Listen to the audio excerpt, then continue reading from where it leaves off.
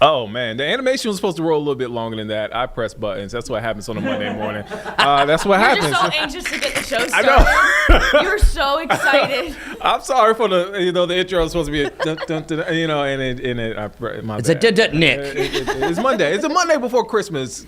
Come on, That's guys. right. And You should all understand. through the impacts. The voices you're hearing: Carlene Bragg, also Chris Hi. Mulcahy. Blump, blump, blump. Hello. Christmas baby, Chris Mulcahy. Yeah, we were Yes. just discussing that. Yeah. We won't go into the full story, but Uh-uh. I was impressed by the story. I was inspired by the story. Okay, good. It's a really great story. That is and I believe it, All right, 1,000%. I'll just say it. So Sure. the Christmas mystery is that Born on Christmas, obviously, and there's actually two parts to this. And my parents had just decided it was just like, let's do Chris. There was other Chris and family members, but Chris makes sense, right? Right. Well, right when they decided, like literally like minutes later, I was wheeled in and it said Christopher on like the crib or whatever it is, and they said, well, we just decided the name. Who told you? He said, oh, you must have told the nurse. And I was like, but they didn't. So that was my Christmas miracle. Chris was a Christmas miracle. Yeah, It's who already knew? predetermined. I like that. I like And then that. also, hours later, the local NBC station in Boston, Massachusetts, where I was born, did a story on Christmas Baby. So I was actually on the news. What? Yep. I wonder if we can find it. I wonder if that's It's on VHS somewhere. My mom has I it. wonder if it's on YouTube somewhere. Oh, dude, I don't even have early parts of my career on YouTube anymore. I was like, you're just gonna have to take my word for it. I did It this. exists. It's out there. Yeah, because like the Archives. amount of, and also the hard drives that I have, I think I have about 5 and none of them work because they were so delicate back in the day that if you Yeah. nicked them against something, it was like, there you There go, you go. your data's gone. All of those Well, memories gone. Chris and I talked about it before, and Chris, he thinks he's a lot older than me, but we're actually closer in age. And I was telling Chris one time, and it shocked him. He was like, I was like, yo, I remember my first market trying to get my first station, first job at my first station. I was not emailing, I was mailing DVDs. And Chris was like, no way. Yep, said, I did "Chris, as well. We are closer in age than you think. And I found mine from college, and I thought I was really good. I was not. Go back and watch. Oh, man. I do that from time to time. Like every couple of years, I do that to kind of like. We humble ourselves Humble with it. Yeah. No, I don't want to watch myself. Oh, is yours up on I mean, YouTube? so it's somewhere. Don't go looking for it. I will find it. No one needs to see will it, find it. but it's out there. YouTube with the No. why, No. right? Yeah, no, mine looks like it. It looks like I was forcing to smile, like I was being held hostage. And then I thought, I was like, man, I have such great energy. Nope. So this didn't happen overnight. It took a while. You're like- Still growing. Did that stand up like, man, I killed that one, and then Yeah. look back 10 years later, 15 Oh, years later, man. you're like, no, I did not kill that one. No. Yeah, and I couldn't understand why my professors didn't say I was ready, and I was like, this is why. And I understand now. But you are ready now. Yeah, it took 15 years for this very moment, for our almost warmest Christmas of all time here in Charlotte. That is Yay. insane. Yeah. Love it. And it's chilly today. Yeah, Like it's, this is the bottom. This is it. oh man. I'll And take then it. by next Monday, it will be even colder. But let's go through this journey. Are you ready to come with me? I'm Come. ready. Come on, everybody. Happy early Christmas. Today is going to be the chilliest that we have over the next 7. We have those beautiful Carolina blues off in the distance. The way that today changes is we're going to increase the clouds a little bit later on. And Beach Mountain right now, is it moving or is it frozen? Now it's frozen again. Well, anyways, It's cold. they have been It is blowing. cold. Yeah, they've been blowing snow all morning because they have to make snow now because a couple of days from now it's going to be won't be too able warm. to, yeah. Yeah, like literally, I have a high of 60 degrees in Boone 3 days from now. That's nuts. Talking about 60s around Christmas for Boone. Across the board, it's going to be historically warm, or at least in the top 3 warmest. Current temperatures right now, we're up to 41 degrees after falling down to anywhere from freezing to the mid-30s. And it is a nice little comeback. We're not going to be at freezing or below, really, it looks like until next Tuesday, and I'll show you what that drop-off looks like. But in the near term, overnight tonight, because of that cloud cover, it'll be a milder one, only dropping down to around 40 degrees where temperatures are out right now. But then Wednesday, Thursday and Friday, we have lows in the mid to the upper 40s to the lower 50s. The reason why this is staggering is heading in the weekend, I might even have a low in the mid 50s. The average high for today is 54. By Christmas, it's 53. By January 1st, it's 52. So we actually have some lows that are close to where our highs should be heading into the new year. That's bananas. All right, so today, 55 degrees. The average, as I mentioned, 54. So today is an average day. It is above average looking day to start off, but then we start to increase some of those upper level clouds. One thing that's going to change by tomorrow is we start off cloudy and then we clear. So it's the opposite of today, and we crank the winds out of the southwest. One little piece of weather knowledge. Whenever you see a strong wind out of the southwest, that is how you maximize a warm-up. It's often air like that that leads to heat waves. It's a prolonged push out of the southwest that sometimes can increase moisture before a front arrives. But this is how you rapidly drive up temperatures. And we have that for several days. That's the main reason why we're going to be dealing with a setup like this. But our wind gusts are also going to be anywhere from about 20 to 30 miles per hour for your Tuesday. So I just want you to be advised. The whole reason why we're even warming up is that we have a front to the north that starts to move through. It's going to drape across the area. That's a cold front. So you think, oh, it's about to get cooler. But no, it's going to brush by, and then we're going to see another push from the southwest, and then that's going to provide some even warmer air. So tomorrow's warm up out of the southwest brings us to the 60s. The following one brings us to the 70s, and then we're going to stay there for the foreseeable future. So let's get to tomorrow. Tomorrow, as I mentioned, more clouds to start off the day, clear out the clouds. I am calling for a slight light chance of a sprinkle in the morning. That's the only rain chance that we really have over the next 7 until next Sunday to Monday, which will bring us to our Panthers transition. We're not there yet. And then the lower to the mid 60s is fantastic. It's about 10 degrees above normal. Now we talk about the near record highs. So for Wednesday, that's Christmas Eve, I have a high of 73 degrees. I realize all morning it says actual low instead of forecast high. I don't know how I'm just noticing that. I saw that and I was like, I never I've only changed been on it. air for several hours. I have showed this so many times, and I completely missed that. Well, anyways, Okay. the banner's right, near record highs, so ignore that little tiny blue writing. Ignored. Well, 73 is going to match the record set back in 2015. That was the last time that we were going to be this warm as we're going to be warm this Christmas.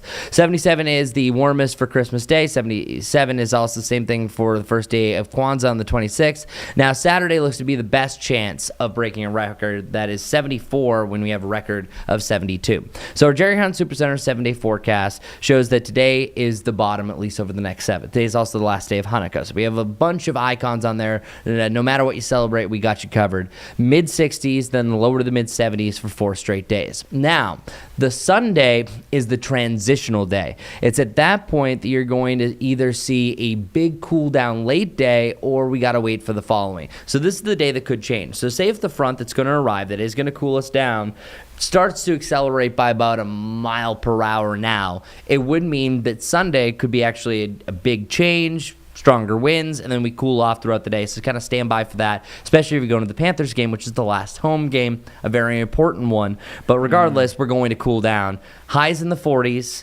lows in the 20s, and that will complete 2025. So we have this big warm-up. Notice it. The tallest bars here. Take advantage of those days.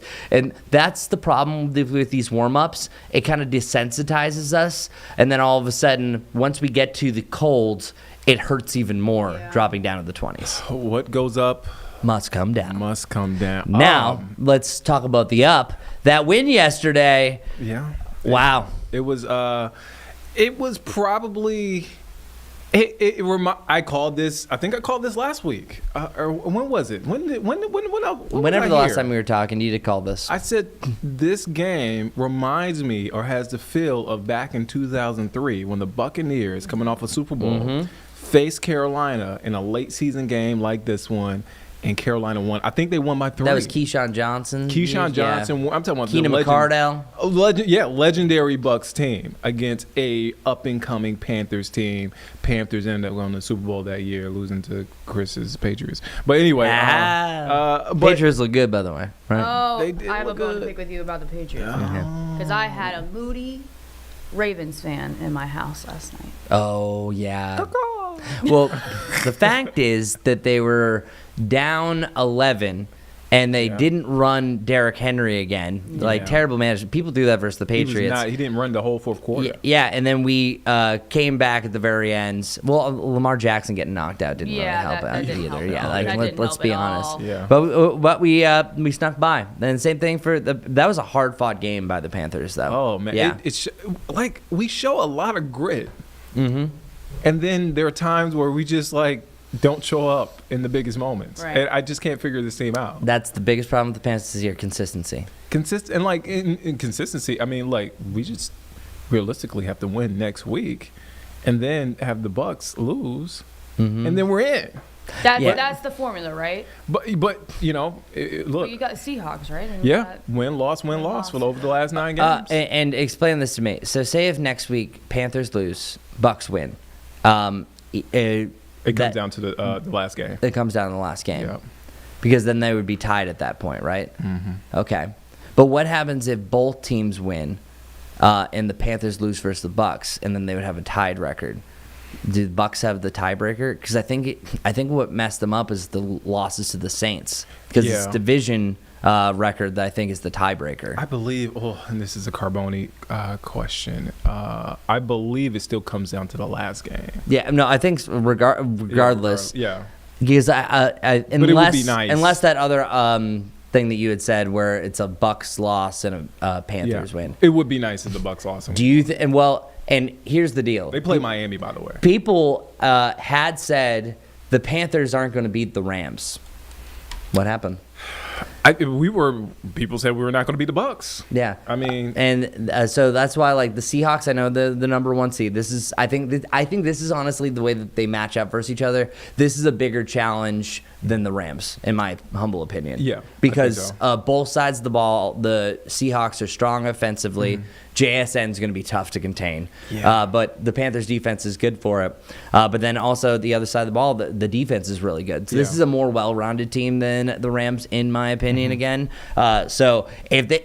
First off, if they win this, the momentum going into Tampa is just going to be huge. oh yeah. I mean, I look at, but I look at Sam Darnold. He's the wild card because he can throw you 5 touchdowns, but he can also throw you 5 interceptions.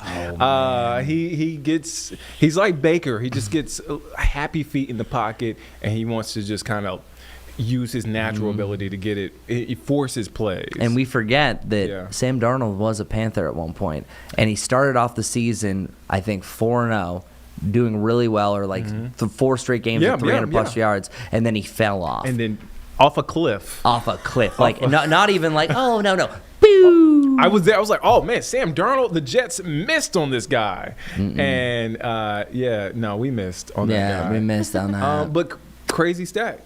Shout out to Carboni on this one. Not only are we going to face 2 former Panther quarterbacks, but 3. If something were to happen to Baker, guess who's Baker's backup?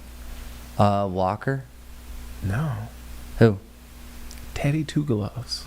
Oh dang! I forgot Teddy Bridgewater was the starting quarterback for a year.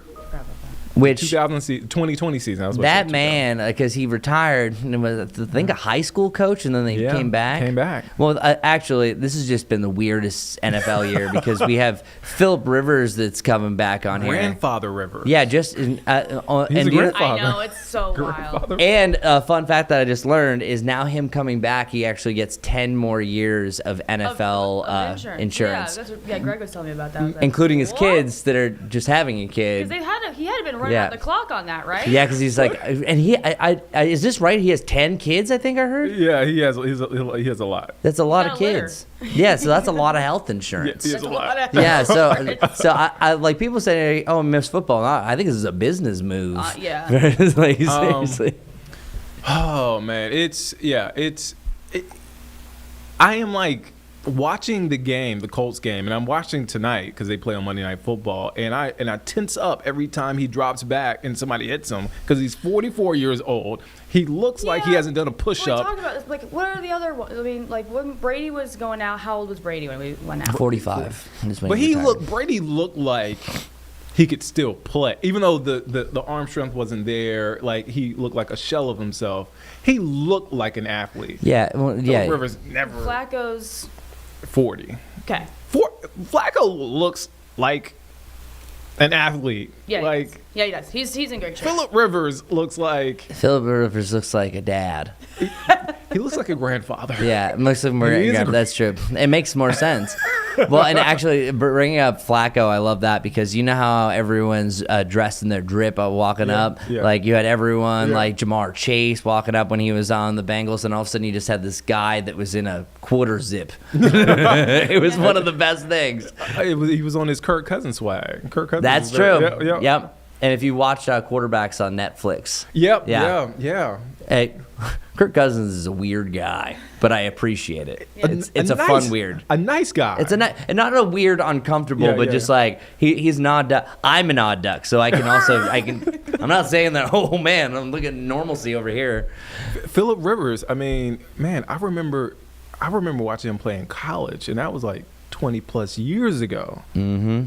At NC State. So like, man, and I don't even think they had like the old school jerseys where like it was mesh. It wasn't even like the new jerseys. Oh, that's true. It was like the jerseys Eugene was playing in. I back think in one the of day. the craziest things is I saw like an old football tape from like the late '90s, early 2000s. That looks so old compared to nowadays. Oh, yeah, yeah, like yeah. at that time, I was like, no, this is top notch. And all of a sudden, you look at the '80s, and it was like, how are we watching that? Like, it is incredible how man. things have changed as far as quality goes. Pats is your team, obviously. Obviously, What I guess chances in the playoffs? They have already clinched the playoff seat. What are their chances? Who are your favorites coming out of the AFC, NFC? okay. My favorites coming out. I'll start with NFC. Okay. Seahawks. You really like Seahawks? Yeah, I Okay. really do. I just think it's the most well-rounded team, but it's also the same thing. Is it relies on Darnold's consistency. Yeah.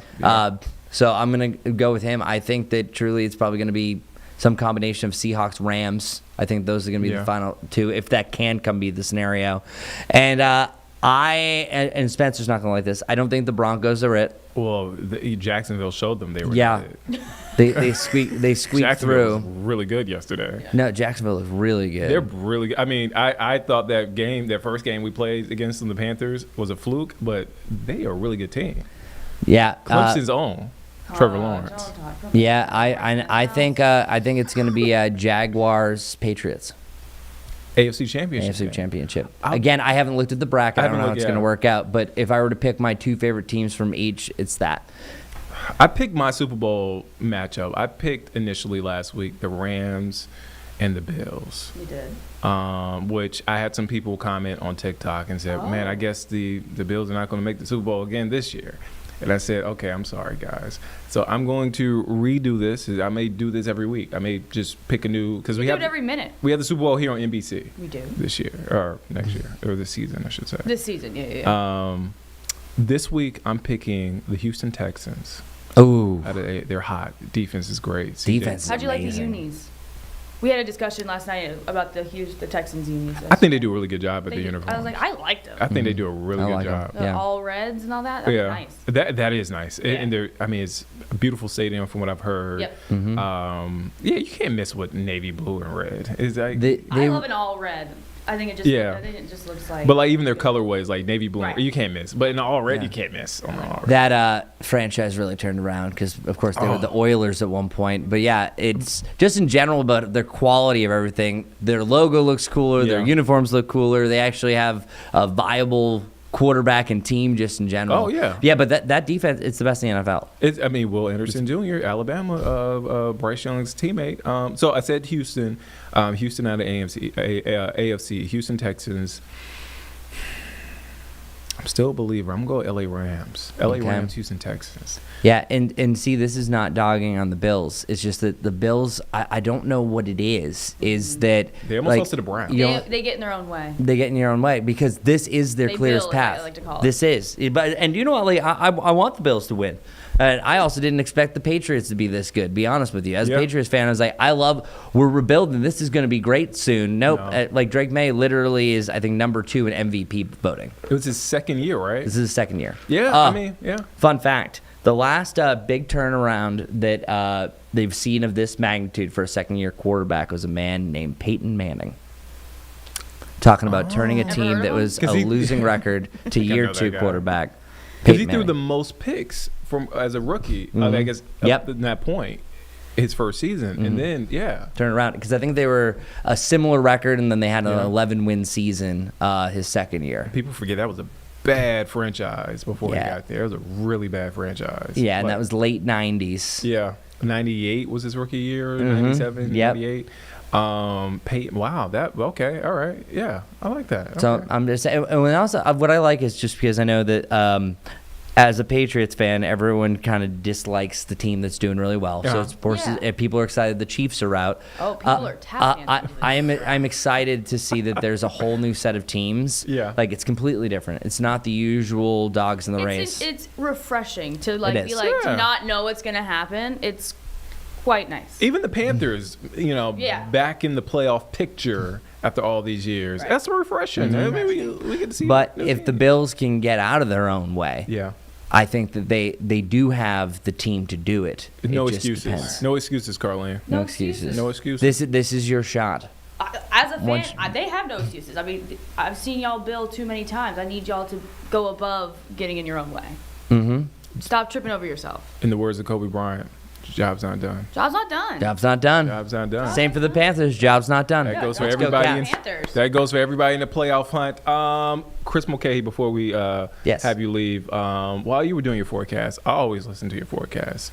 I listen to everybody's forecast, but I was also doing a little bit of research. Okay, what you got? We don't have to pull up the full video. Can we pull up like a freeze frame of this I shot? think we can do a freeze frame. So Hold let's on, do a please freeze frame. Okay, what you So got? we want to go back in time. Okay. hold. Give me a second. A young Still Chris time. Mulcahy Still time. Oh no. at the beginning of his career. Oh, what have you done here? I don't worry. I did the same for myself. I did the same for Carlene. No, we're not gonna pull me up. You But don't we're have not gonna me pull up. Carlene up. But a No. young Chris Mulcahy, I'm over here twitchy. I was like, what are you pulling over here? Hold on. born on Christmas Day, Yep, that's me. named Chris, decided to go into the wild world of TV news. There she is. There he is, Chris Mulcahy. Oh man, yep. Young Chris Mulcahy. I just wanted to do a little research. That's young Chris Mulcahy. Carlene, you could you could bring up me. Okay. You can bring up me. Okay, I'm gonna bring y'all up first though. A young Nick Talk amongst Sturdivant. yourselves. Okay. Let's see. I- that was fun. And actually, the funny thing is, that was still like 5 years into my career. There's even more baby face. I know. I didn't have time to go. No, but I do want to say before we get to you, my first year in television news was Sioux City, Iowa, and there was this delightful older woman that I needed to get MOS, so that's man on the streets, as Yep. we know, at the interview. And she's like, "Oh, sure, honey, I'll talk to you." And she said, "Is this for a high school project?" I was like, "No, you're gonna be on 6 o'clock news." She got you. Little to her surprise, Oh. a young Nick Sturdivant. Oh. At the beginning of his Wow. career. Look Dude. Look at me with that polka. I don't have that tie anymore. you not But have- that why that would was the you- day of the wide ties. Why would you get rid of that tie? That's an amazing tie. That was. Wow. I don't have that tie anymore. Wow. So is this your resume tape? Yeah. When did you go from that hair to shaved? Nick? When I started losing my hair. Oh, that's okay. yeah. I wasn't sure if it was just a. Dude, Yeah. you look knowledgeable. I like the purple shirt. Yeah, no. This is it's- nice, man. I always had the. What yeah. year was that? This is probably 2012. 2012. Wow. Yeah. Okay, yeah. No, we are on similar age. I Yeah. started my career in 2010. Yeah, I told you we're not 2010, yep. far off at all. Yep. And Sioux City, Iowa, my first day of the job, on my walk to the station, because the parking lot was not close for whatever reason, negative 22 degrees actual air temperature. Oh. Heavens no. And on that walk, I was like, "You've made a great mistake." Why? You did not though. Now it was. I will not take it back, because working out in Iowa with the blizzards and the tornadoes, it was a great launch early on in my career. Yeah. But For somebody and who I've just met a lot of weathered, nice yeah. people Yeah. from Iowa, but I'm never going back. I feel it. You know what, Chris? Let's make a trip to Iowa. No, Road trip don't to you just Iowa. you quit that, young Nick Sturdivant. Chris Mulcahy, as always. That was fun. Good job. I'll be back tomorrow, so we can do this again tomorrow. I will also be back tomorrow. What do you know? Oh man, I didn't even ask if you're gonna be here. I assume. You but just assume. But assume you I'm are gonna gonna be here tomorrow, right? Yes, 100%. We'll do this again tomorrow. All right, let's do it. And with that note, we're going to take a quick break. We'll be back here in just 2 minutes here on Live Impact News on WCNC Plus.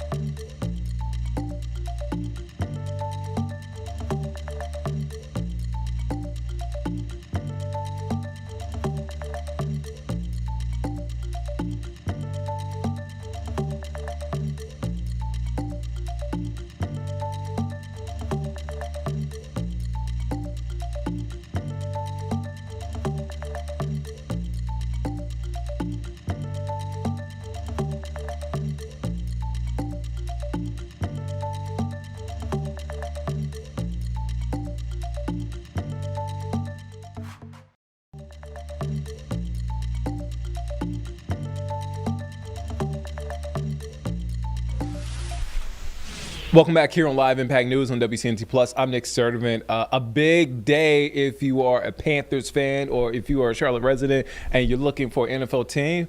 We still have room on the bandwagon, at least for this week. Yeah, I mean, I was telling you, I was out and about yesterday in NODA, and I was like, I had never seen, I don't think I've seen that many Panthers fans out all season. I haven't seen a stadium like that since 2016. Yeah, it was full. Well, lately, the last 7 years, there have been, whatever the visiting team is, Right. there have been their colors. Right. Nothing but black and blue. Yeah. In the stadium. And it was rocking. You could hear it. It was loud. I really think that had something to do It helps, with of course. the Bucks sort of, giving the game away. I mean, they didn't really give the game away, but, No. the big interception, when the crowd is rocking like that, It helps. it helps a lot. So that stadium can get rocking. I've seen it before. It's coming back in the form.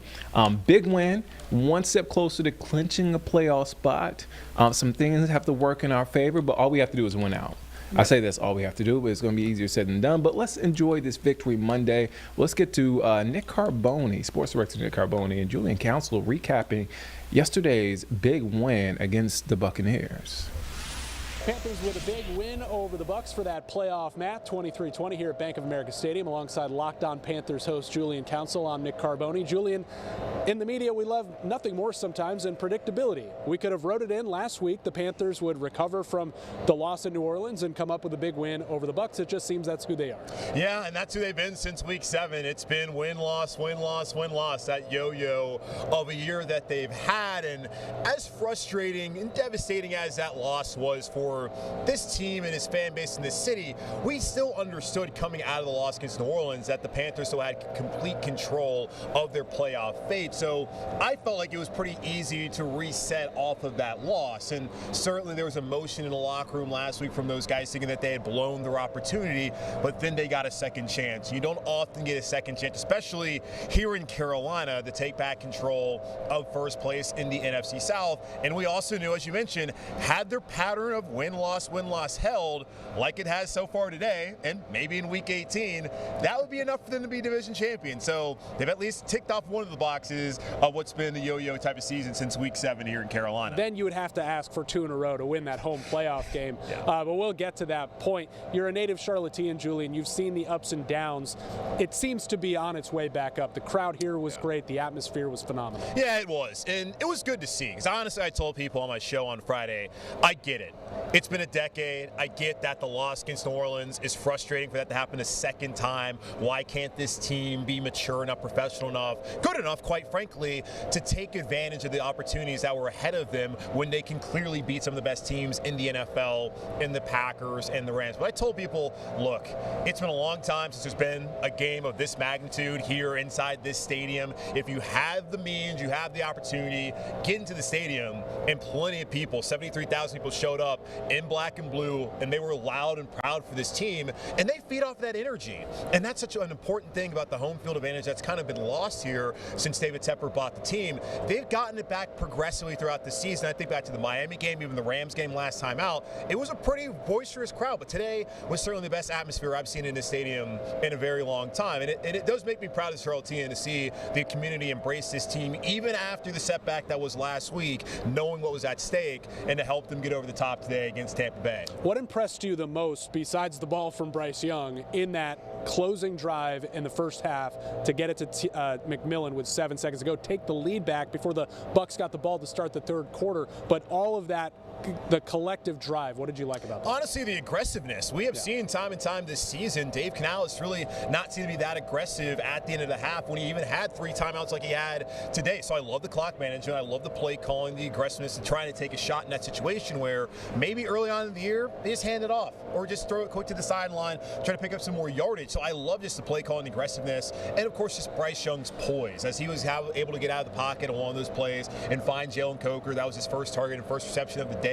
And then later on that drive, as you mentioned, the beautiful throw in this end zone to Tedero McMillan. It was really his growth that we've seen since the end of last season. And we're kind of getting back to that Bama Bryce, that Bryce that we saw the second half of last year, over the last month of this year, when these are the most important games. game. So really liked what I saw there in that 2-minute drill at the end of the half. Yeah, listen, no, it's not Bama Bryce yet, I don't think. There were no MVP chants or keep pounding chants, but that's 3 straight clean football games from number 9, and what, a 12th late comeback or however they measure it? Like, you know, to be playing like that right now at the end of this season, I know there's 5th year and we can get into that in the off season, but that's got to make you feel positively about his future right now, the way he's been playing. Absolutely, and I don't want to use every Bryce Young game as a referendum on him and on the Panthers and whether he's the future, and certainly we all get caught up in that, whether it's emotions or just sitting here analyzing this team on a week-to-week, daily basis in my case, and yours as well.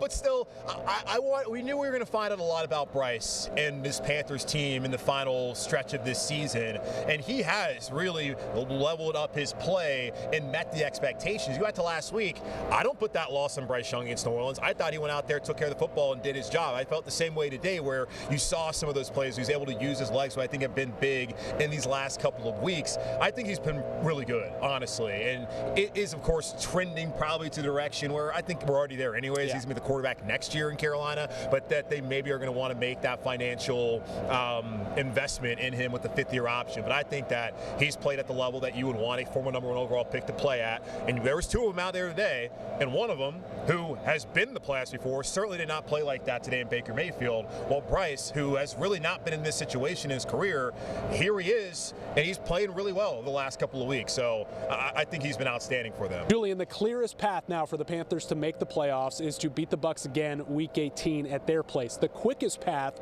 has the Panthers clinching with a win at home next week over Seattle, a Bucs loss at Miami. Let's break down both of those possibilities, which starts with Carolina doing something it hasn't done since October and win consecutive weeks. Right, and that's the difficulty. And here's the thing.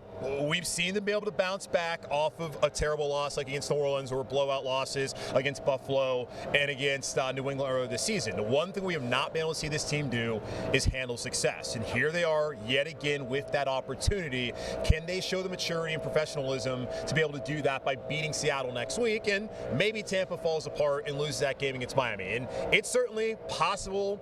This Bucs team's lost 6 out of 7, 7 out of 9. They are trending in the complete opposite direction of Carolina, even with Carolina's yo-yo nature of this season. I still find it hard to believe that they're going to go to Hard Rock Stadium in Miami next week and lose to a Quinn Ewers-led Dolphins team that's basically punted on their season when they benched Tua Tagovailoa, and they lost by 24 points against Cincinnati today. So I don't really look at beating Seattle and Tampa losing as most likely scenario, because I also really don't think Carolina's going to beat Seattle, who's the number 1 seed in the NFC right now. But it is Sam Darnold in a big game, which he just won the one on Thursday. So hey, maybe that narrative is going to go away.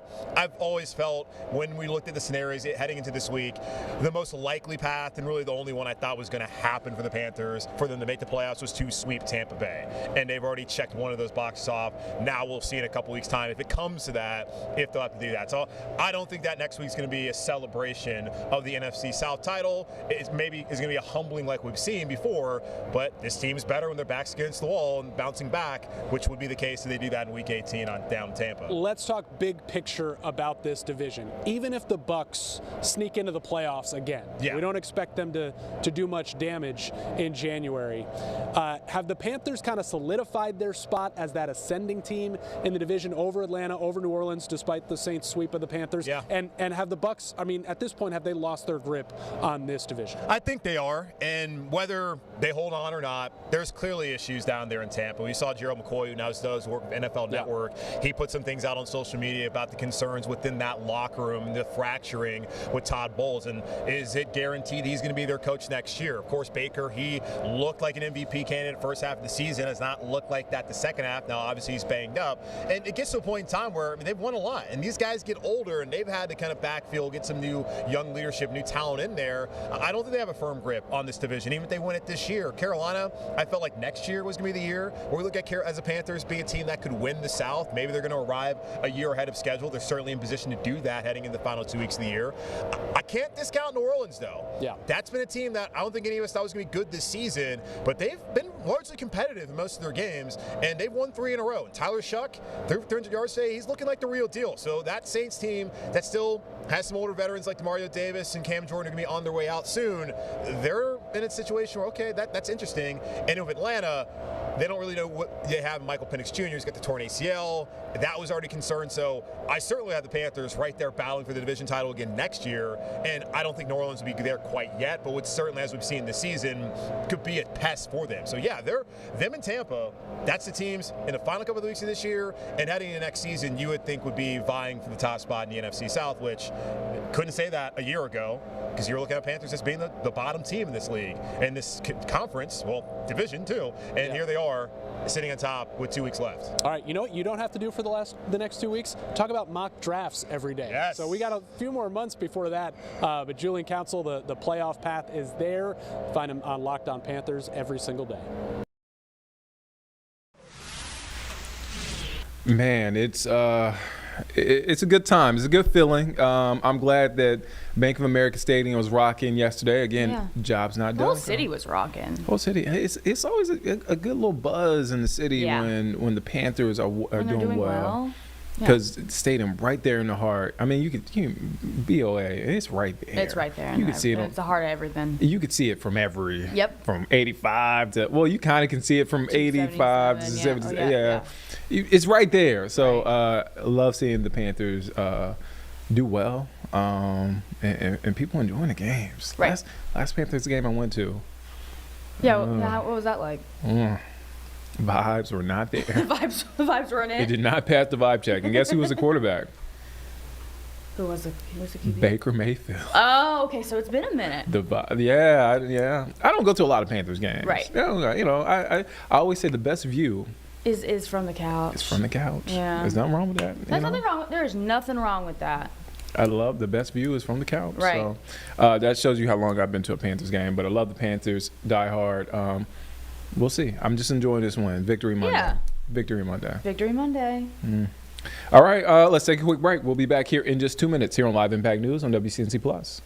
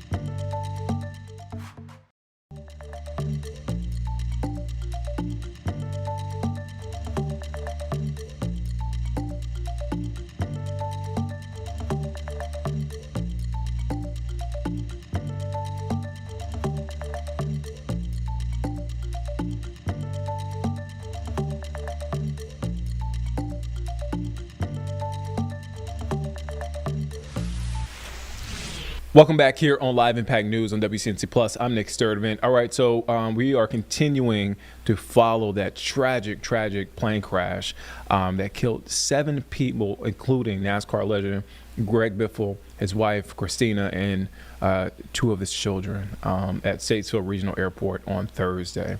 So federal officials gave us an update over the weekend with the NTSB, federal officials with the NTSB, provided new details about that plane crash. Let's get to that press conference in case you missed it. Let's take a listen in. Good afternoon. My name is Michael Graham. I'm a board member with the National Transportation Safety Board. Joining me today is our investigator in charge, Dan Baker. At approximately 10:15 a.m. Eastern Standard Time yesterday morning, December 18, 2025, a Cessna Citation 550 airplane, registration number November 257 Bravo Whiskey, crashed while attempting to land on runway 28 at Statesville Regional Airport here in Statesville, North Carolina. There were 7 souls on board the airplane. Unfortunately, there were no survivors. Before I go on behalf of the NTSB, I want to express our most sincere condolences to the families and loved ones who lost their lives in this terrible tragedy. We know those on board were deeply rooted in this community, and we know it's especially tough on the families this time of year in this community, so you will be in our hearts and our thoughts and our prayers during this time.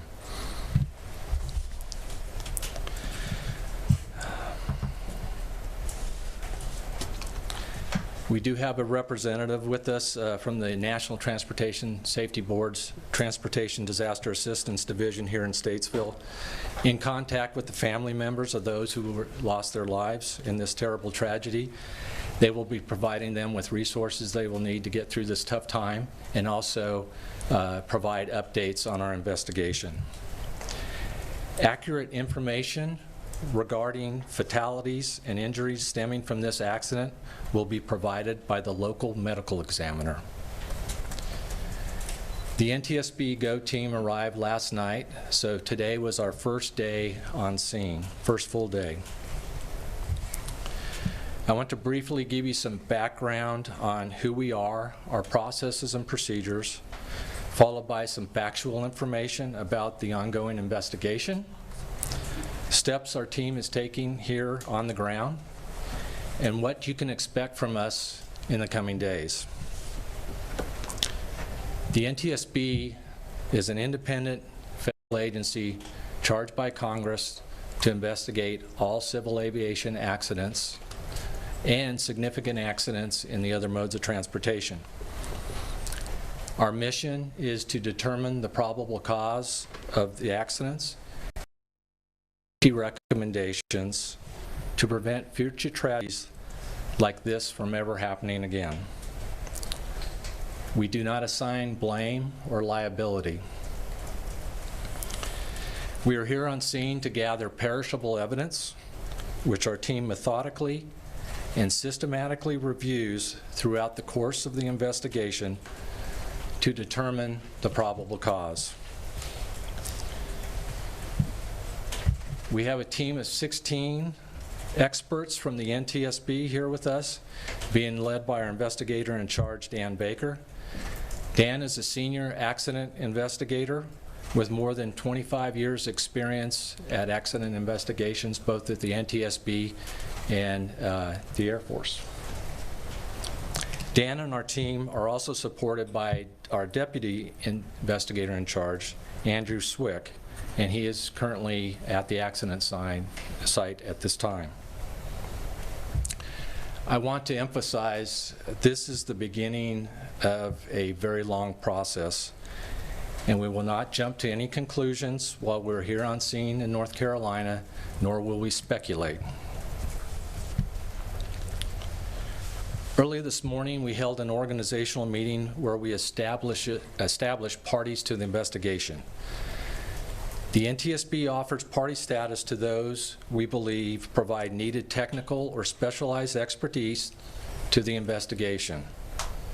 Eventually, each investigative group, which I will describe in a minute, will produce a factual report, which each of the parties will verify its accuracy.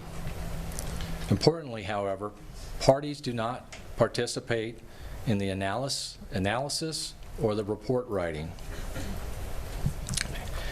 Parties to the investigation so far are the Federal Aviation Administration, and they are always a party to an aircraft accident, and Textron Aviation Incorporated, which was the manufacturer of the aircraft. Additionally, Pratt & Whitney Canada, the engine manufacturer, is serving as technical advisor to the investigation. As part of our investigation, we formed groups to examine specific areas of interest in depth. These groups include subject matter experts from the parties of our investigation, working in conjunction with our NTSB specialists on the factual portions of the investigation. For this accident, we have established the following parties. First one is systems. They will examine components of the airplane's hydraulic, electrical, navigational, pneumatic, and associated systems, together with instruments and elements of the flight control system. The group will also examine the maintenance records. Another group is power plants, which will examine engines and the engine accessories. And the final group we have at this time, although we can add groups if necessary, is operations, which will document the history of the flight and the crew members' flight experience, training, and certification. A preliminary report of this accident is expected within 30 days. However, a full investigation lasts 12 to 18 months before a final report is released.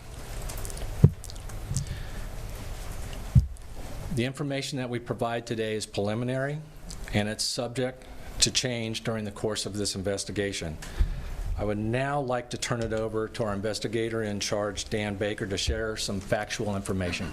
Dan. Thank you, Member Graham. The aircraft was manufactured in 1981 by the Cessna Aircraft Company, and it was registered to GB Aviation Leasing, LLC. The airplane had taken off at approximately 10:05 a.m. Eastern Standard Time, about 10 minutes prior to the accident. The airplane had departed from runway 28 at the Statesville Regional Airport. Preliminary ADS-B data showed the airplane made an initial left turn to the west, followed by another left turn back to the east towards the airport, approximately 5 minutes after takeoff. The airplane then flew a left base turn to runway 28. The initial point of impact was a runway light stanchion located about 1,800 feet from the runway threshold. The airplane subsequently impacted trees, 2 other runway light stanchions, and the airport perimeter fence short of the runway threshold before coming to rest near the runway threshold. The airplane also came to rest oriented on an easterly heading. Post-impact fire consumed the majority of the fuselage and the inboard wing sections.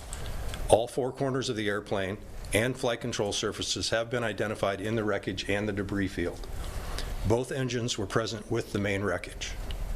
At the time of the accident, visual meteorological conditions prevailed with drizzle and broken ceilings at 1,200 and 2,200 feet, as well as a 5,000-foot ceiling were present.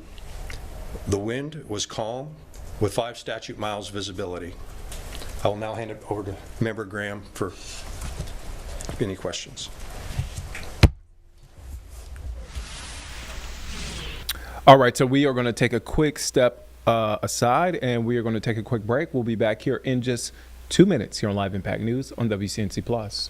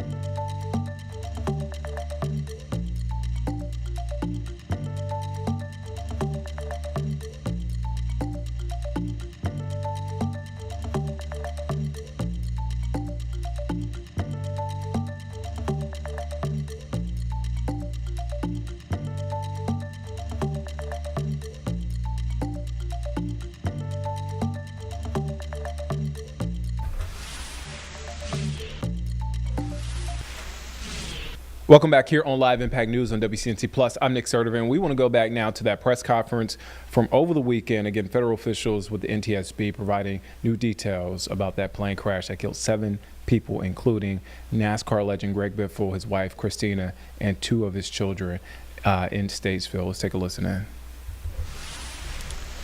A few more things before I take questions. We are analyzing radar, ADSB data, video footage, witness statements, audio recordings, and more as part of our investigation. We will also begin coordinating wreckage removal as part of our standard investigation process, and we can move the wreckage to a safe location, make sure it's secure, and so we can follow up and conduct further analysis. I can also confirm that our team was able to locate and recover the cockpit voice recorder, the CVR, one of the black boxes from the aircraft. The aircraft, as we know, it only had the CVR, did not have a flight data recorder, nor was it required to have either one of these for this flight. And that cockpit voice recorder is en route back to Washington, D.C. right now to be analyzed. I'd like to ask if anyone in the public has any photos, videos, door camera video, debris, or were witnesses to this accident. We ask that you please contact us via email at witness@ntsb.gov. Again, that is witness@ntsb.gov. We will provide further updates as they become available. Our team will remain here on the ground in North Carolina as long as we believe it is necessary to gather evidence for our investigation. You can follow the NTSB on X at NTSB_newsroom or on our website at ntsb.gov for the latest information. Finally, I would like to give a heartfelt thanks to the, in gratitude to the first responders who responded to this accident, as well as the medical examiner's office, the airport director, local and state law enforcement, and all those who have been assisting our investigation since before we arrived and as we arrived here on scene. I know they've been working very hard. We appreciate them securing the site for us and keeping it safe while we are here. And we appreciate all they have done. I will now take a few questions, but before I do, I would like to ask you to raise your hand. When I call on you, please state your name and your affiliation. Right here. Chris Benavides with CBS News. Just a couple of questions. Do we know who was piloting the aircraft? Chris's question is, do we know who was piloting the aircraft? At this time, we have been unable to verify who was flying the airplane. We do know 3 of the occupants did possess a pilot's license, but we have been unable to verify that at this time. But that is one of the things we're working on. And just a couple more questions. One follow-up, please. One follow-up, okay. Was there a Mayday call? The question was there a Mayday call? We are not aware that there was a Mayday call. Right here. Jordan Bianchi, The Athletic. The plane tried to return back to land. Do we know why that happened? Was it a mechanical issue or anything of that nature? The question is, we believe the plane was turning back to the airport immediately, maybe for some kind of issue. At this point, we are not aware if there was an actual issue or not. We are studying a lot of things. We are trying to get recordings from the various frequencies that the aircraft may have been on, and any other witness statements that may have heard anything on the common frequency. Right there. Gary Robertson, Associated Press. What can you tell us about any indications of any problems with the plane as it was going out and then coming back in? The question is, what can we tell you about if we know of anything of any issues or problems with the airplane as it was going out and that it returned to the airport? At this point, we haven't been able to verify anything. We've seen things in the media and stuff like that, but that's not verification. We're talking to witnesses and we're trying to look at or listen to recordings and whatever to see if there was any issue, but we haven't been able to verify anything at this point. right there. Joe Marusak, Charlotte Observer. What was the duration of time from takeoff to the crash? The question is, what was the duration of time from takeoff to the crash? It was approximately 10 minutes. Right there. Chris Peterson, WXI TV. Have you had the opportunity to interview witnesses yet, and what kind of information have you been able to garner from those witnesses? The question is have we had an opportunity to interview any of the witnesses at this point, and what kind of information have we received? At this point, we are doing some interviews right now on site. We're looking for additional witnesses. That's why I've put that out during the briefing. But we don't have anything to share. It's much too early to talk about any of that, and that would be go into our analysis section. Let me come over here. Anybody over here? Jen Cardone, Queen City News. Was this C-550 Citation jet single pilot or 2 pilots approved or required? The question is, was the Citation 550 single pilot or 2 pilot approved? The answer is both. Okay, it depends. I believe that at this point there is a waiver that you can have to single pilot operate that aircraft, and many pilots of this type of aircraft fly this aircraft single pilot with the waiver, and it can also be flown with a crew. Stephanie Escobar, Spectrum News. Did the weather play any role in this accident? The question is, did the weather play any role in this accident? Well, the weather was visual flight rules, but there were low ceilings out there, and there was heavy drizzle at the time. So that is one of the 3 things that we really mainly look at. We look at the people operating the aircraft, we look at the aircraft itself, and then we look at the environment, and the weather is one of those we look at and will look at very closely. Let me come over here. Dave Verity with WSOC. Off the end of the runway, into that golf course area, that roadway right there, can you talk about some of the damage? I saw your guys out looking in that area today. Some of the things you found out there. Sure. The question is about what is some of the damage we've seen just short of the runway 28 that we were looking at today and continue to look at. As Dan had said, the first contact was with some of the approach lighting system. There were several approach lighting systems coming to that, lights coming to that runway that were hit by the aircraft. There was also a tree line on the edge of the golf course before hitting the service road or the aircraft perimeter road out there. That many tree limbs and the trees were knocked down and broken off at that point. Just quick follow-up. So did it hit the ground prior to getting to the runway? Do we know if that happened? The question is, did the aircraft hit the ground prior to getting to the runway? The response to that is yes, it did hit the ground before getting to the runway. Outside the fence of the airport, would that be accurate to say? Or near the outside the airport, at the fence is what the question is. It's right in that vicinity is where the witness marks are. So we're still evaluating that at this time. Right here. Katie Solt, WBTV. Was the proximity of the trees to the runway believed to be a factor at all in the plane's attempt to make an emergency landing? The question is, was the proximity of the trees to the airport a factor in the plane's ability to land at the airport? The airport actually sits a little bit up on the hill on the plateau, so the trees would have been in line with the lighting above the ground. So we do have witnesses that said the aircraft came in very low. Okay, can you over here, right in the back? Dan with Firewire Communications.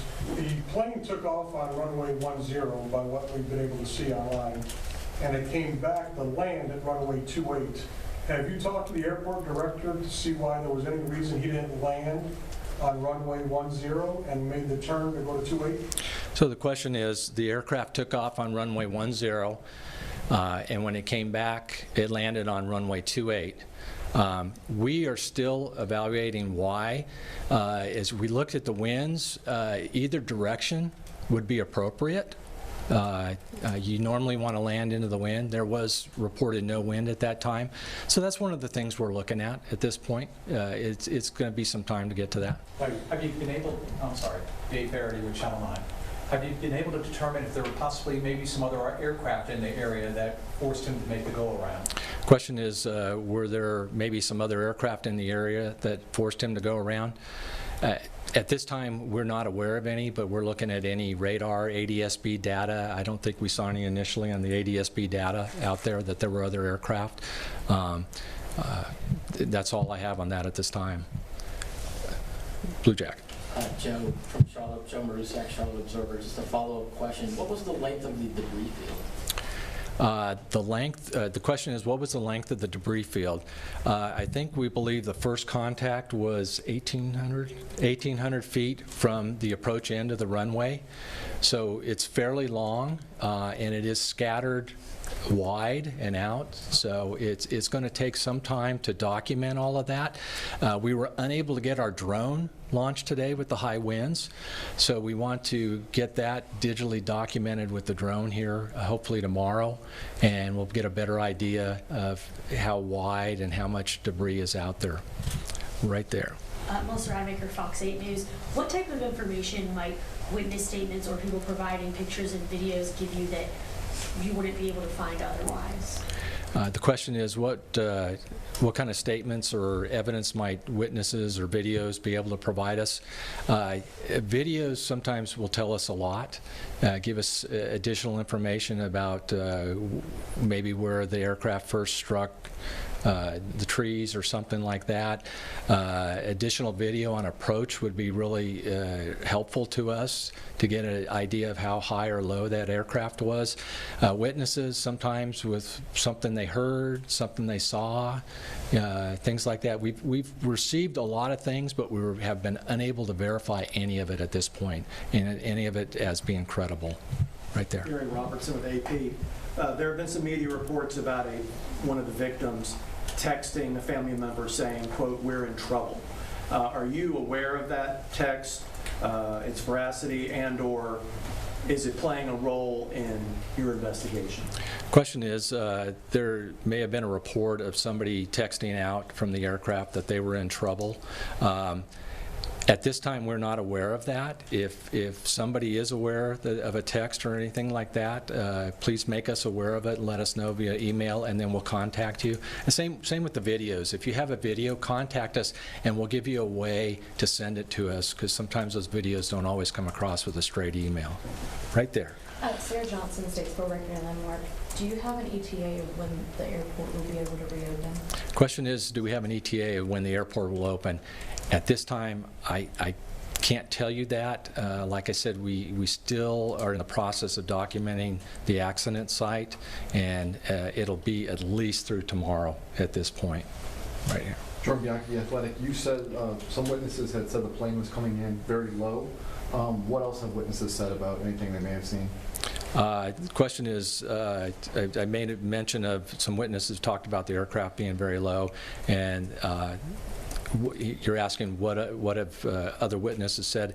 At this point, we haven't been able, I haven't been able to speak with our team on that, and it's information that we want to first verify before we're definitely sure. I mean, we're able to verify the aircraft was low because of the contact with the approach lighting and the trees, but the rest of it we haven't been able to verify at this point.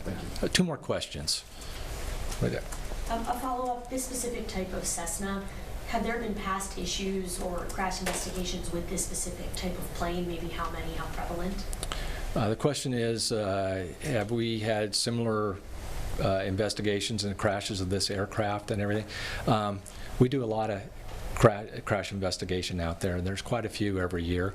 I say this aircraft has been around a long time, and there are quite a few of them still in service. So I would say, aviation's very safe, and I don't see any specific issues with this aircraft that are significant compared to any others at this point. Last one. You may have answered this earlier. How old is the aircraft itself? How old is the aircraft is the question. It was manufactured in 1981. And there's a lot of aircraft out there that are a lot older than that. As long as you keep up with your maintenance and inspection programs that all these aircraft should be on, they can fly for quite a long time. Okay? That's all I have. Thank you. Thank you. Thank you, guys. All right, let's take a quick break. We'll be back here in just 2 minutes here on Live Impact News on WCNC Plus.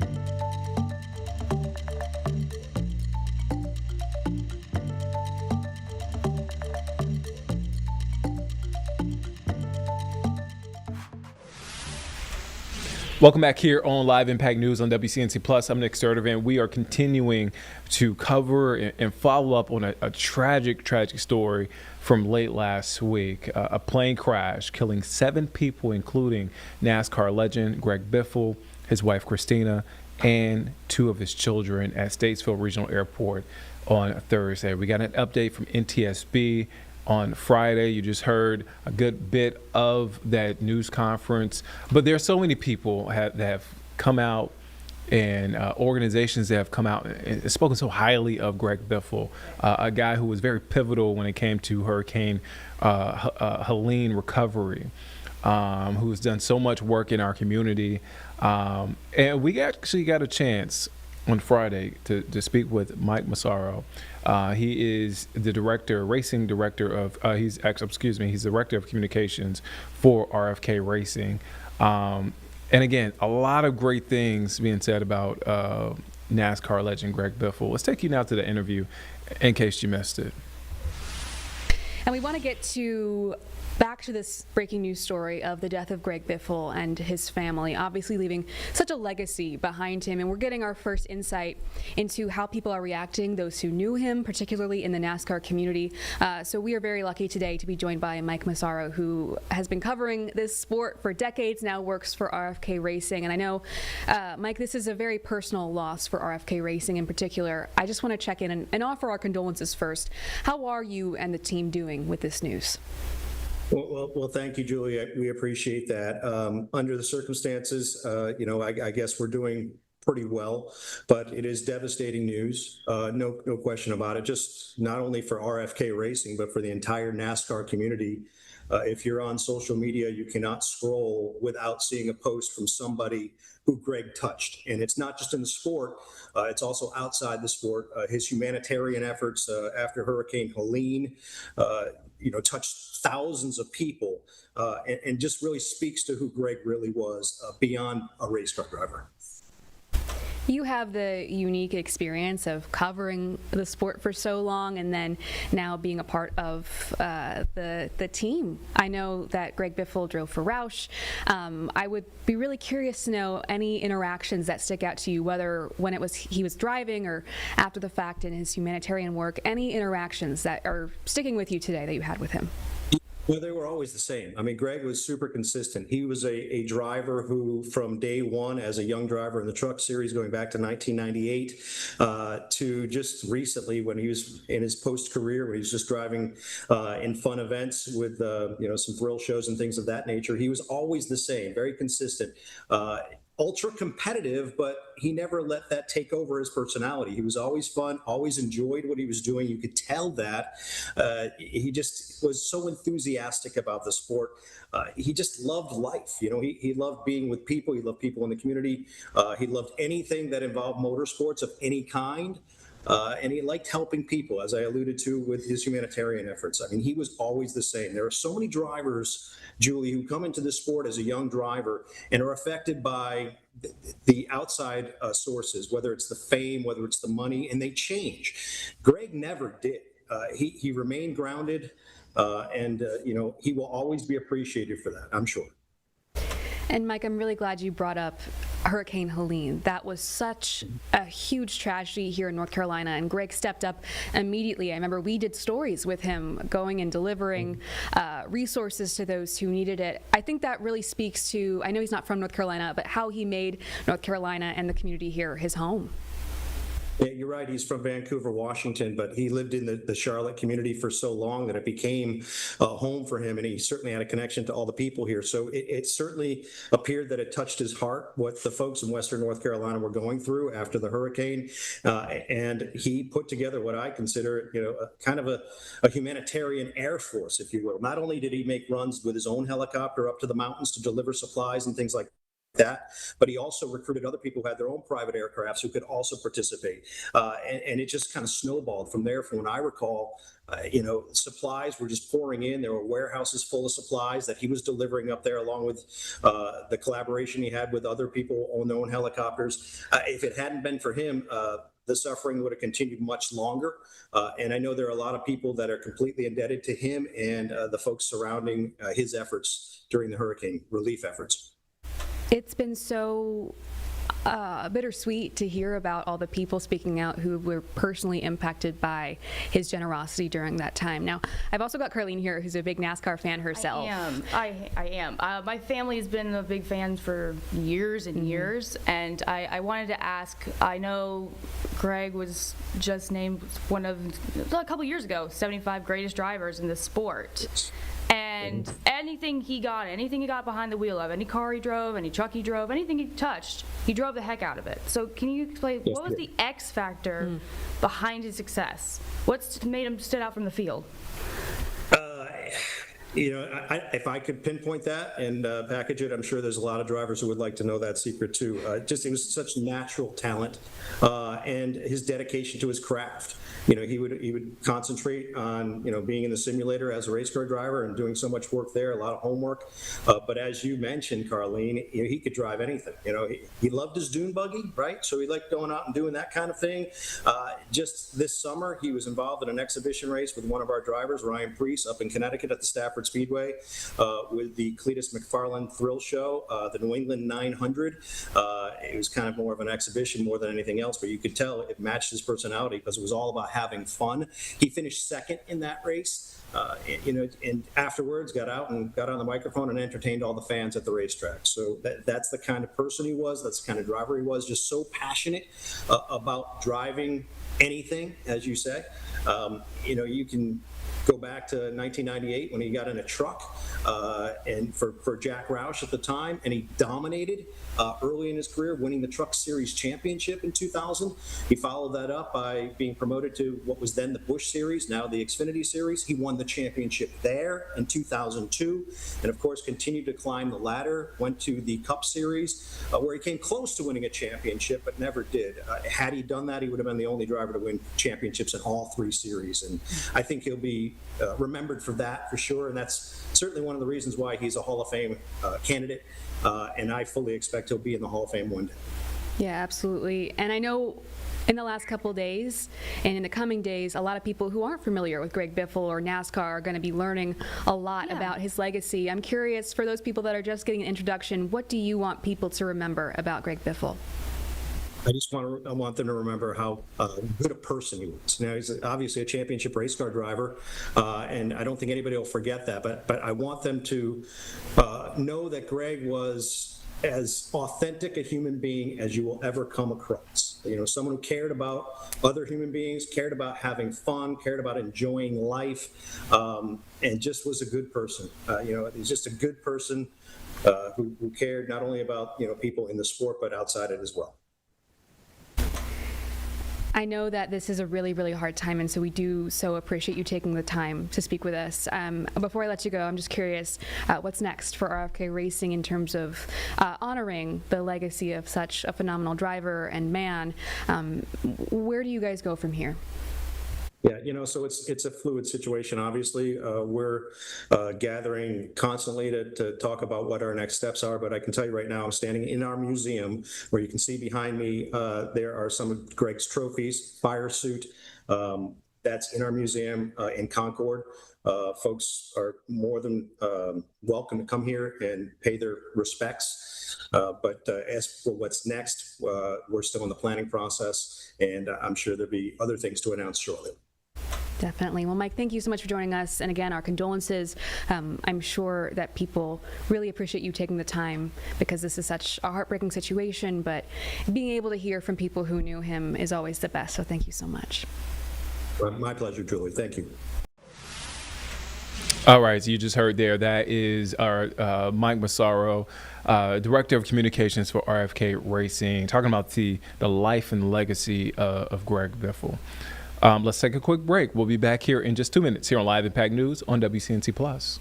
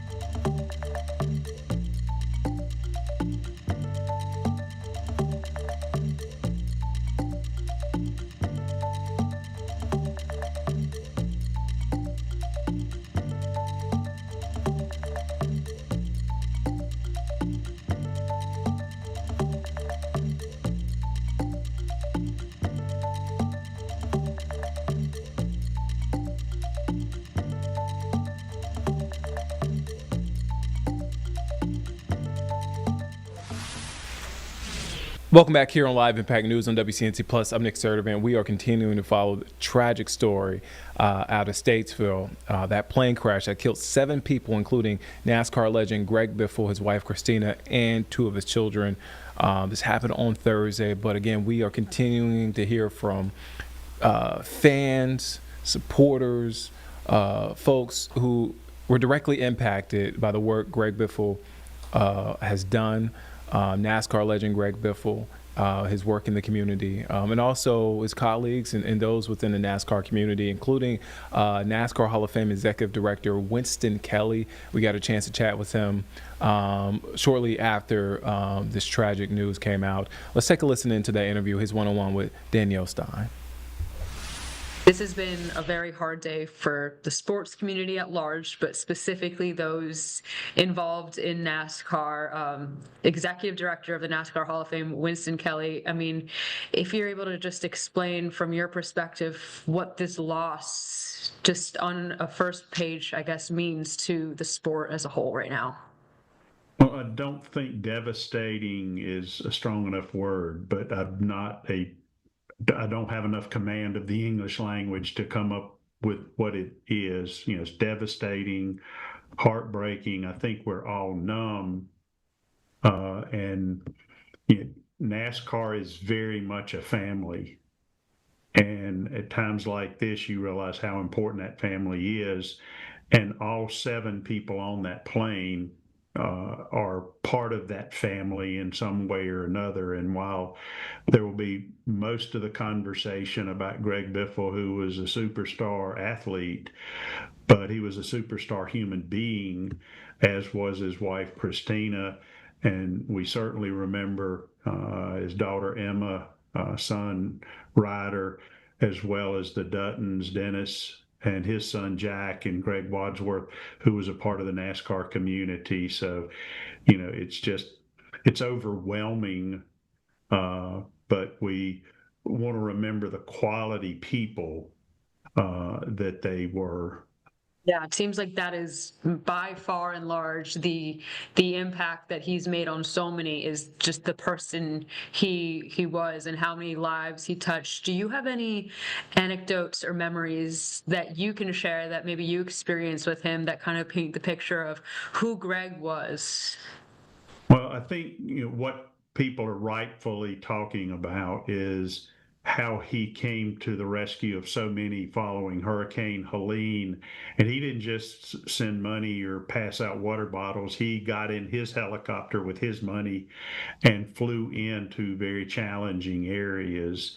And that's just an example of the type of person that he was. He was always approachable. As I was a member of the media, and Christina, his wife, participated in many of our fundraisers for the NASCAR Hall of Fame Foundation that helps children most in need. And she did our Over the Edge, rappelling down the side of a building, and raised money to do that. So that, you know, just the quality of people that they were. And you know, I've heard a lot of people call into the NASCAR radio channel who were fans who had the pleasure of meeting him, and reminded people he always took that 15, 20, 30 seconds to sign an autograph, take a picture.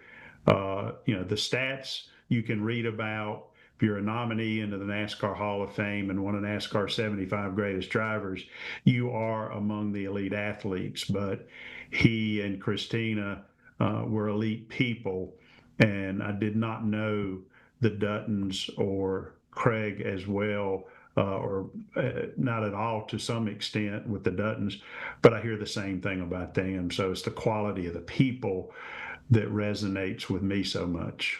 Yeah, it's a rarity to find someone to be so excelling in sport, but also to be such an exceptional just human being. Just seeing the outpouring of support from fellow drivers, from some of the greats in the sport as well. What has it just been like from your perspective? Like you said, the NASCAR world is a family, and it's been one that's been touched by tragedies before. So to see people coming together right now and, you know, remembering Greg and his life and legacy, what does that look like from your perspective as well?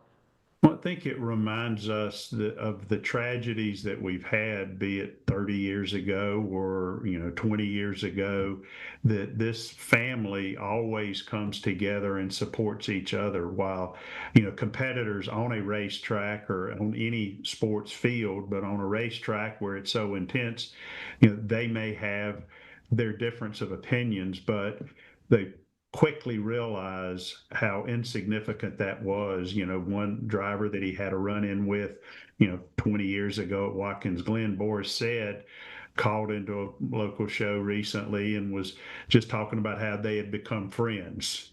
And I think that's one of the things you see in our sport, and probably in other sports too, that just rallying around each other and realizing how blessed we are to have had him in our life. And, you know, when people are as young as Greg and his family and the Duttons and Wadsworth are so young, you know, it even amplifies the grief, I think, because there's so much that they have given and left to give. And, you know, on earth, we don't understand why these things happen. And, you know, maybe in an afterlife we will, but it's just devastating. But we've got to remember what they have done, not what they have done in a sport or business, but what they have done for people. And these folks certainly exemplify that. In the sport, though, as you mentioned, he is one of the greats, named one of the 75 greatest. His career spanning 3 decades. Are you able to, though, speak a little bit about what kind of driver he was, who he was when he was getting in a car, and what kind of energy and persona he maybe took on that made him as successful as he did throughout his career? Well, he was very focused, and most any driver that gets to the Cup level is incredibly focused on what they're doing. But he also won on all different types of tracks. He was very versatile. He was quickly very successful, winning the Craftsman Truck Series championship in 2000. 2 years later, the Busch Series, now O'Reilly Auto Parts Series championship, coming very close in 2005 to be the first to win at all 3 national levels. And he won at some of NASCAR's toughest tracks like Darlington and Daytona. So he was focused, he was determined, he was a hard racer, but he was a fair racer. And you know, could drive anything, any type of car. He did a lot of off-road racing after he got out of NASCAR, but he came back after he'd been retired a number of years and won a Truck Series race at Texas. Still incredibly fit. Saw him a couple of weeks ago at it's actually an autograph session that was a fundraiser. Just two weeks ago, he and Christina were both there, still giving back. But he was focused, but he was fair and a hard-nosed racer in the best of ways.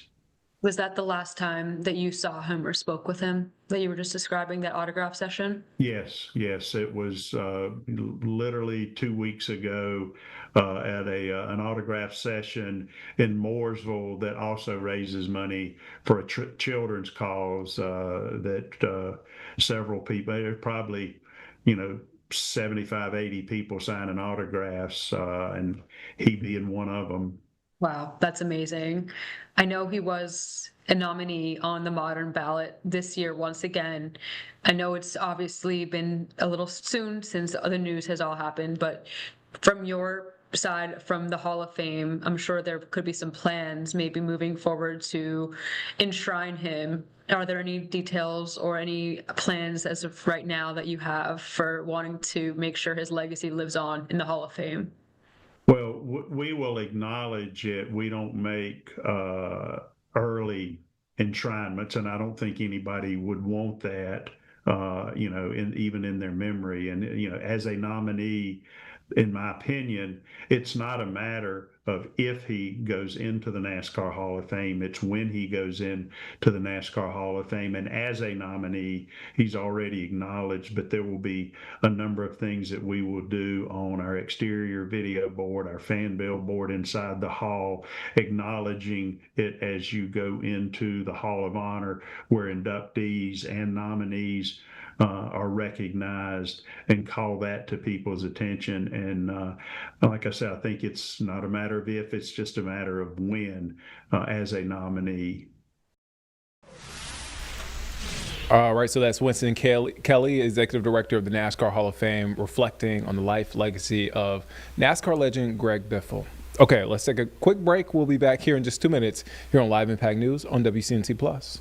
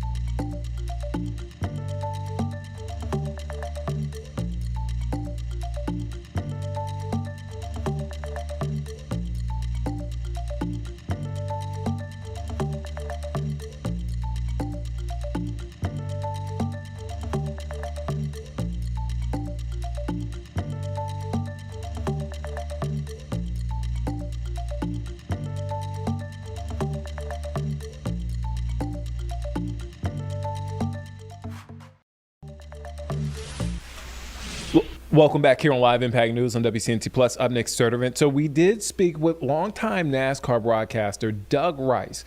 He reflected on Greg Biffle's career and not only on the track but off the track, his legacy. And Biffle, as you remember, and we've been covering, Biffle and 6 others were killed in a plane crash on Thursday. And that includes his wife, Christina, and also 2 of his children. Let's take you now to that full interview with Doug Rice, NASCAR broadcaster. Doug, thank you for your time. I really appreciate it. Obviously, we're following up on the unfortunate tragedy when it comes to Greg Biffle and his family. I want to ask you, what is your connection, relationship with Doug, or with Greg? Well, I covered Greg as a racer for his entire NASCAR career when he was in the Cup Series. He had a really nice career with Jack Roush. And so I covered him that way, had many, many opportunities to interview Greg over the years. And there was one year that he was one of our rotating co-hosts on our syndicated show, Fast Talk, after the passing of Benny Parsons. And he and Benny were really tight. We just thought it appropriate to bring Greg in and have him co-host some shows. So I knew him fairly well. We were not close, but we had a nice working relationship. What would you say, whether it was a racer or as a person, that really stuck out with him, though? He was very fan forward. I did a show on Sirius XM yesterday for 5 hours and talked to a lot of fans. And the interaction I got from every one of them was, I met Greg Biffle. He stopped and talked to me. He signed my hat. He engaged me in conversation. He didn't blow me off. And that says a lot. And that helped grow allegiance of fan. And I feel like he was almost an everyman.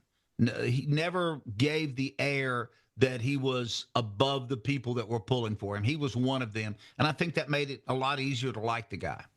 I was going to say, because I feel like, that reflects on kind of the work that he did even outside the track as well, with his humanitarian work with Hurricane Helene, things of that nature, right? So he was a very blue-collar guy. I think that's accepting.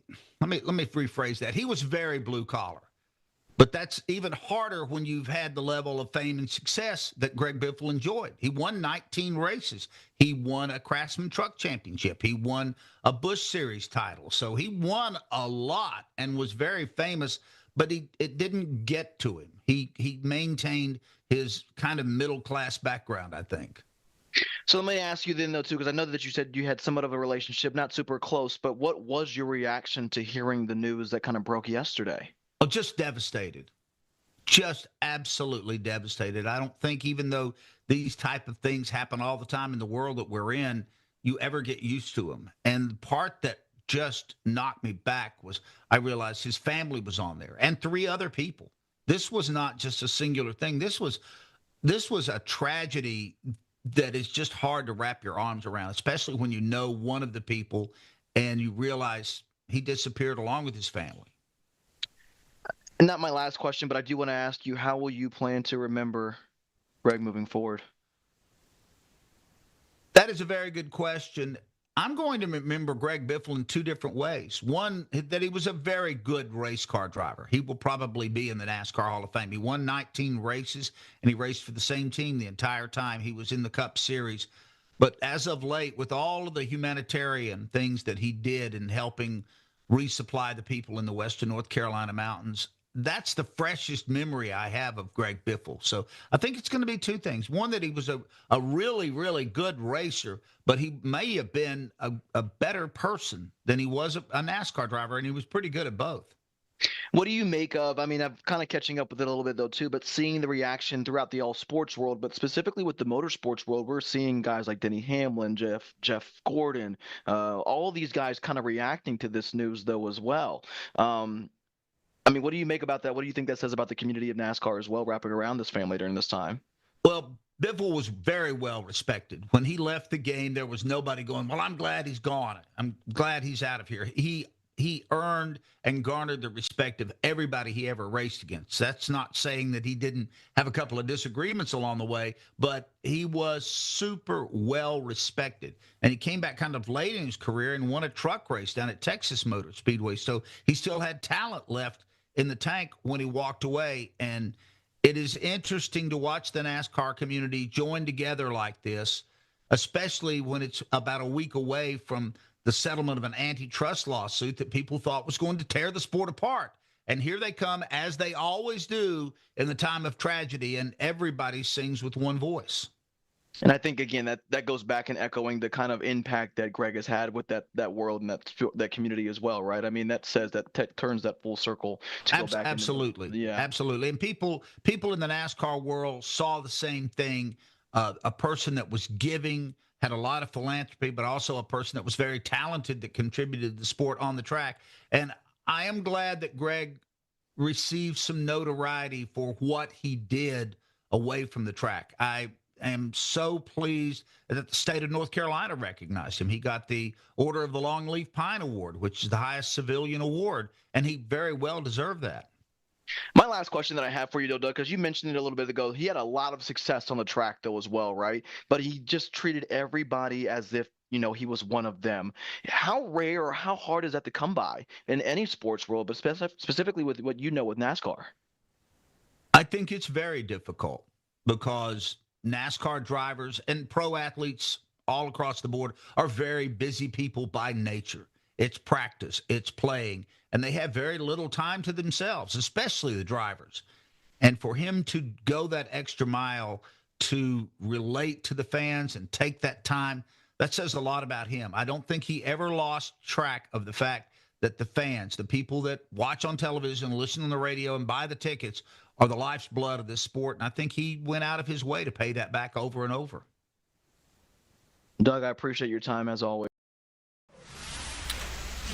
All right, let's take a quick break. We'll be back here in just 2 minutes here on Live Impact News on WCNC Plus.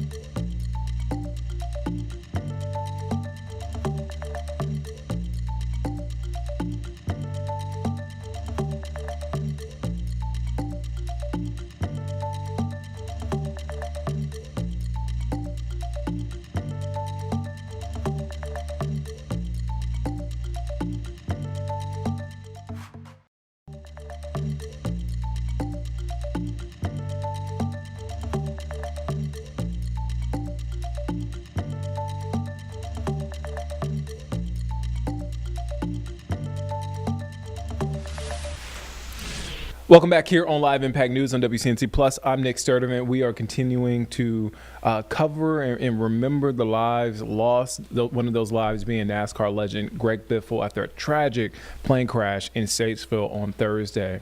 And a tough day for a lot of fans and a tough day for the Morrisville community who is grappling with this unimaginable loss as flowers, handwritten notes, and racing memorabilia continue to pile up near Greg Biffle's Walk of Fame plaque in the heart of town. Now, the Grown Memorial comes just days again after authorities confirmed NASCAR legend Greg Biffle, his wife, 2 children, were among 7 people killed in that plane crash on Thursday at Statesville Regional Airport. And again, we heard from the community there, but we also heard from the mayor there in Mooresville. Here's our full interview with Jesse Pierre. Just in general, hearing the tragedy, and obviously, knowing Greg Biffle and his family and obviously others that were impacted, what went through your mind?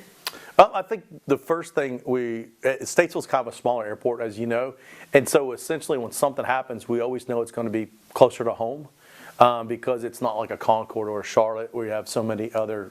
So it's always going to be a business owner or a private aircraft for the most part, and so that automatically had us worried that we was going to be somebody that was pretty close to us, and then of course hearing that it was Greg was pretty awful, especially since he's had such an impactful last year.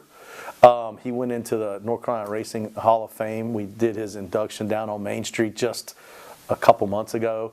Obviously, we gave him a resolution for all the work he did in Western North Carolina. And as I was laughing earlier, it was funny because we had to actually trick him into coming because he's so humble he wouldn't have done it. So Christina had to tell him we were going to rezone property next to their house so that he would come and fight it. And then we gave him the resolution. But again, we just had dinner the other night over at Table 31, and earlier that night he did Stocks for Tots and had a line around the Mac Center and out down the street trying to raise toys for needy kids. And he sat there all night long and signed autographs. It truly, post-racing, Greg found such a great side of himself where he and Christina really were able to be very philanthropic and giving of their time and their talents. And he was just a tremendous person post-racing. Racing was awesome, of course, but what people don't realize is what he's done since racing has had such a huge impact on not just Mooresville, but North Carolina. What's the supporter, outpouring, heartfelt? I know I see flowers growing near his memorial. What have you been getting from folks and hearing from folks who are kind of just feeling? Well, I think it's always hard losing him. I think losing the whole family. I mean, of course, our heart breaks for Nicole, his first wife, and who lost, her daughter as well. So I think that's the harder part. It's just such a gut punch of tragedy that we can't even get past the fact that we lost not just a great person, but we lost a whole family at one time. And any one of us who are parents or it breaks your heart to realize that family is going through that right now. And I think that's really where most of the public's coming from right now is just sad. It's just a very sad day in Mooresville. And how long have you guys known each other? Oh gosh, back in when he was a young man before he had children or anything. I remember when he was expecting his first child, daughter. We did a lot of stuff with he had a charity that's very pro animal, Friends of the Animals, and we did a lot of stuff together for that. And I just kind of got to know him through that. So it's been probably 15 years or so, yeah, for sure, maybe longer. And so, you kind of talked about, all the work and charitable work that he's done, but, as the guy in your neighborhood, in your living room, you know what I mean? Who was he when he just... So even when I sent you that picture of us, you could see, we're genuinely just laughing together. He was just a normal guy. And I think that people lose track of that. Mooresville, even though we've grown to be somewhat of a bigger place now, we still got a lot of small town feel about us. And when we see each other, we still, people still hug each other, and we still have these intimate relationships where enough about each other where it's just not in passing. and to know Greg is to know that, again, post-racing, he so enjoyed doing good things for people. Again, the helicopter to West North Carolina, that's just the beginning. There were so many things that he was working on. He was looking at trying to figure out how to help small business owners in our area, and he wanted to figure out how to do some more stuff to help people in racing, and he just had all these ideas, and he had the time and the talents to do it now. And honestly, like I said, he was just on his way up when it came to the ideas he was trying to do to help the community. And it's really just sad because all of that energy we lost, as well as just a great human being. And again, you can't lose track. Christina's awesome. His wife, she really was a great partner. They together, you always saw them together. They were always doing stuff together. she was all involved while they were helping Western North Carolina. And people don't realize those first 3 days, we did a lot with Banner Oak through Mooresville because we have Niagara Water and we have Lowe's. But people don't realize those first 3 days, people in the mountains had nothing. I mean, nothing. The cavalry was not going to get there. And you're talking about washed out road systems and, colleges that had no food or water on campus up in the mountains. And so if not for people like Greg, and he was kind of the first one, and once he started running, everybody thought it was a great idea and jumped in behind him. So it just shows you one person really can make a massive difference because he inspired so many other people to jump in.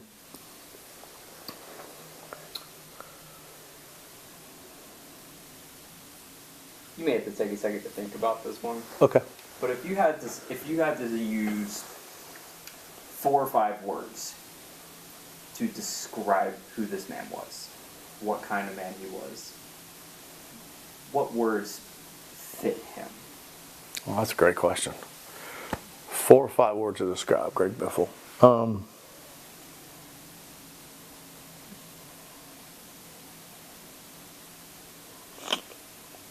What would I say that would be? Obviously, it's humbleness, but what is his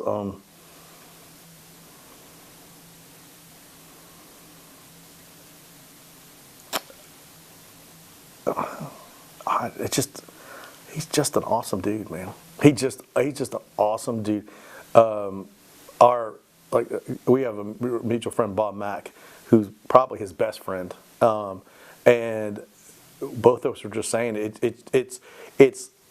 it's so hard to tell people how, because the Greg Biffle everybody looks, went around the track really fast, right? And you saw him before races, and you saw his family, and and you kind of get this general idea of like what that is, and you assume he's this guy because of that. And in reality, if you walked up to him at a local restaurant and said, "Hey," you'd meet probably one of the coolest, kindest guys you ever met. And there was no air about him. Matter of fact, again, he was embarrassed to get the compliments. Matter of fact, he and I always had this joke that, so he lives on the lake, and we have a group that does this boating, and it brings like tours, and it goes by and hits all the famous people who are on the lake. And so Craig's out there doing some yard work, in his backyard. And all of a sudden the boat pulls up and starts going through his whole resume, this many wins and this many whatever. And Greg laughs and he looks and he was telling me the story. He's like, hell, I don't even remember winning that one. He goes, that was awesome. The guy knew my better stats than I did. And I mean, that just shows you the fact that, yeah, he was proud of that part of his life, but you can't put in perspective how much more he was enjoying this part of his life. His post-racing, really being involved in the community side, and just gave him a whole new purpose. And he's always been giving, but this is like he took all that energy he had and threw it behind doing good for the community and for his fellow just human beings. And he had it was his passion. He had a real passion. It's like I said, it's tough, and we see this. I mean, we say something. The juniors of the world. I mean, all these guys, they do such a great job of post racing figuring out how much they can give back, and it really is amazing to watch.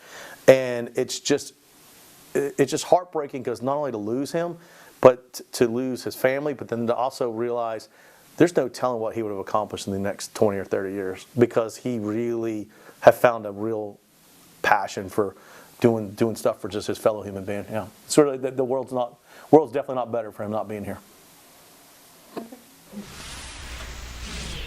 All right, so that was Chris Carney, mayor of Mooresville.